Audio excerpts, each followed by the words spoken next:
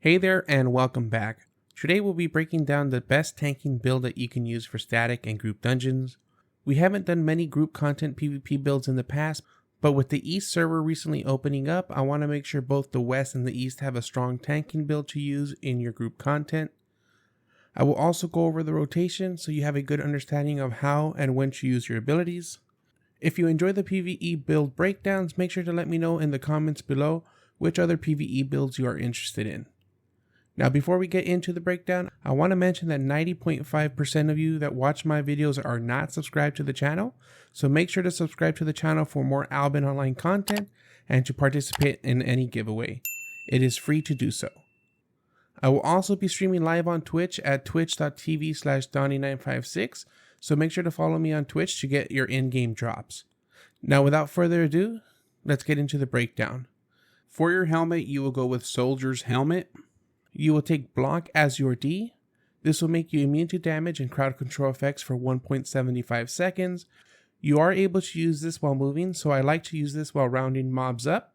It allows me to round them up without taking too much damage and avoids putting my healer in a tough spot.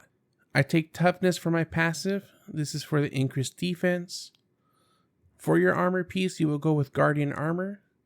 Unlike the other armor pieces, you will get one ability and two passives. You will go with Enfeeble Aura with your R. This will create an aura around you that lasts 5 seconds, and it will decrease all the damage the impacted enemies deal by 60%. It will also slow them by 15%. Your first passive will be Toughness for the increased defense, and your second passive will be Protective Instinct. This is an amazing passive as it will increase your threat generation by 300%. Now for your one-handed weapon, you will take Incubus Mace. Your Q will be Threatening Smash. You will be able to do damage in a cone to all enemies and increase your threat by 100 for all enemies that are hit. This is a great way to start rounding mobs up, as you will quickly pick up aggro on the mobs. Once you are ready to stack all the mobs, there is no better ability than your W and Air Compressor. This will create a vacuum around you that pulls in all the mobs. It will increase your threat generation towards all the mobs that are hit by it. Your E will be Shrinking Curse. This will shrink any mob impact and decrease their max and current health by 25%. It'll also decrease their damage and healing cast by 40% for 8 seconds. This is great to use on large packs and mob bosses. Your passive will be Stunning Strike. This will stun your targets on the 5th normal attack. For your offhand, you have two options. This depends on your playstyle, and if you're having threat issues, I prefer to use Mistcaller for the cooldown reduction, allowing me to use my abilities more often. However, if you find yourself having threat issues, you can go with the Sarco Shield, as it will increase your threat generation bonus by a good amount.